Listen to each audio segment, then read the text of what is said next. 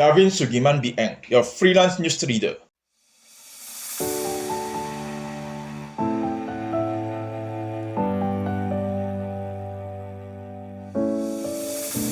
I've come so far away from home. There's no way I'm turning back now.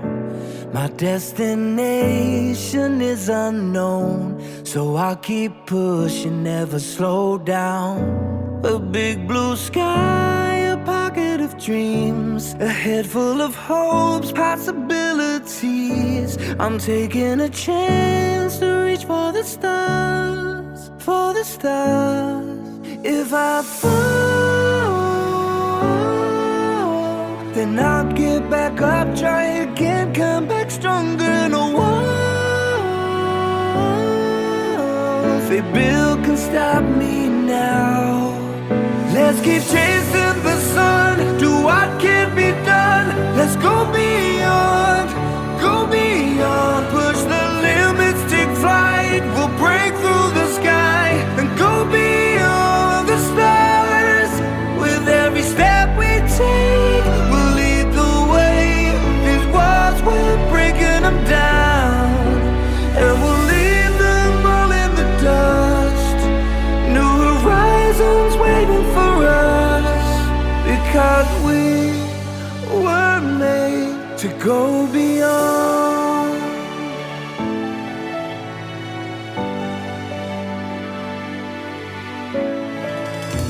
I won't forget where I came from. I'll use my past to build my future.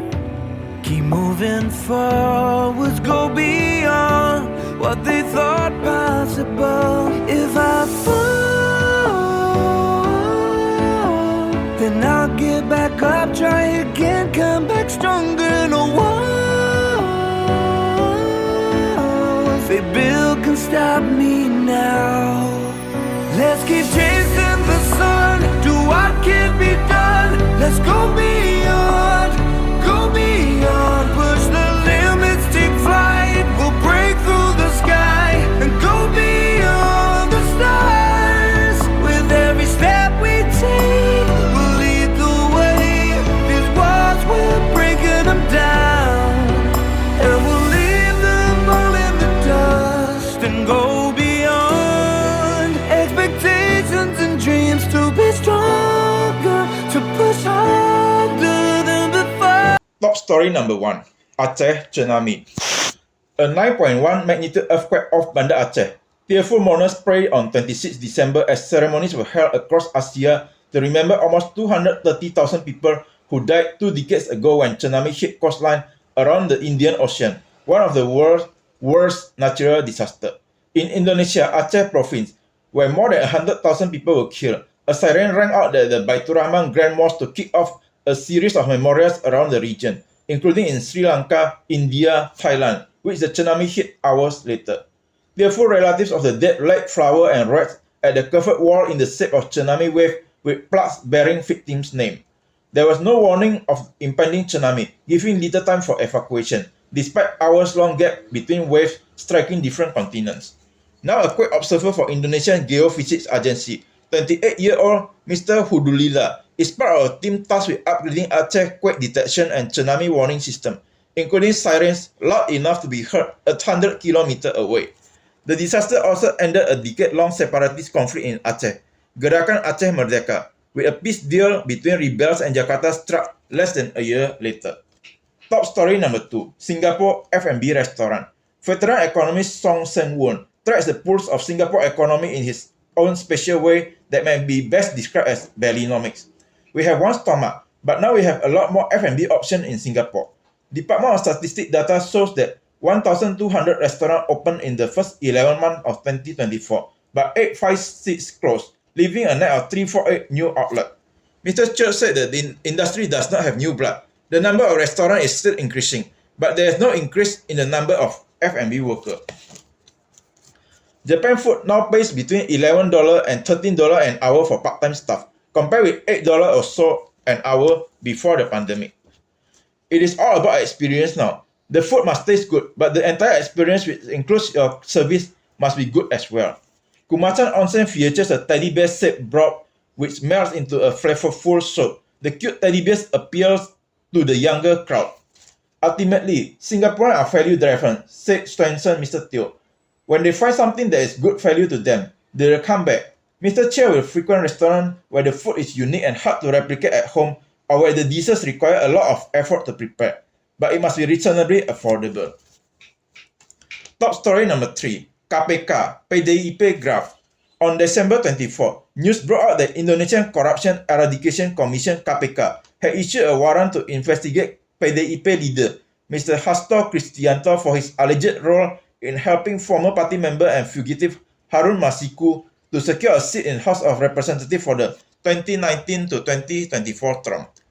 Harun, who has been at large since 2020, is suspected of bribery for allegedly offering 125,800 Singapore dollars to a senior election official in exchange for House seat.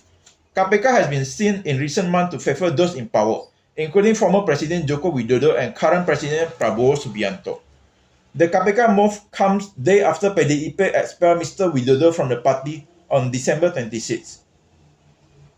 The KPK increasing politicization is evident, and we can anticipate a stronger crackdown on any opposition to government policies. Top story number 4. South Korea impeached. South Korea suffered a political crisis when President Yoon Suk Yeol, who is currently suspended, made a short-lived declaration of martial law on December 3rd. South Korea opposition said on 26 December that it filed an impeachment motion against acting President Han Duck-soo after he refused to appoint constitutional court judge to complete the process of removing his predecessor from office. In the impeachment motion, the opposition accused Mr. Han of violating his duty as the South Korean acting president, citing his refusal to formally appoint judges and promulgate 2 special probe bills to investigate Mr. Yoon's short-lived imposition of martial law and grave allegations involving his wife Kim Kyung-hee. If the opposition succeeds in its bid in 27 December, South Korea will see its second impeachment of a head of state in less than 2 weeks, further destabilizing its vibrant political scene. South Korea has officially become a super-aged society, with total ratio of its population aged 65 and above surpassing 20%. Top story number 5. Pig kidney transplant. It was on this front that Rafi Fikor bred a pig whose kidney was recently transplanted into a patient Toana Luni, according to an announcement made on 17 December by New York Hospital. In the US alone, more than 100,000 people are on transplant lists and thousands die every year waiting. While those patients die within weeks of the operation, an animal organ they receive were not immediately rejected by their immune system, which scientists hail as a promising sign. Green light to begin full-scale production of genetically modified pig in 2029. I would argue that this is much higher calling for that pig organ to be used for transplantation, and so the pig, they are very high-value animals. Top story number 6. Parental guidelines. Dr. Wong said, "As a parent, I want to know how to avoid situations that may be harmful to my children's dignity and well-being. Even though there is no intention of harm, I want to show affection in an appropriate way which my children appreciate, rather than feel uncomfortable with. Parents to be more aware of red flags to look for when working with children and families, to identify any concern of inappropriate family interaction that might be harmful to the child." The guideline on healthy family boundaries says, for instance, it is inappropriate for parents to bath their children of opposite gender regularly when they can do so independently. For example, if a child is consistently pressured by the parents to hug or kiss someone they are uncomfortable with, and a parent who slept alone in the same bed with a 13-year-old child. The guidelines are not intended to be enforced or prescriptive across all parenting contexts, but instead to serve as additional parenting resource for practitioners, it added. Davin Sugaman BN signed off, your freelance newsreader.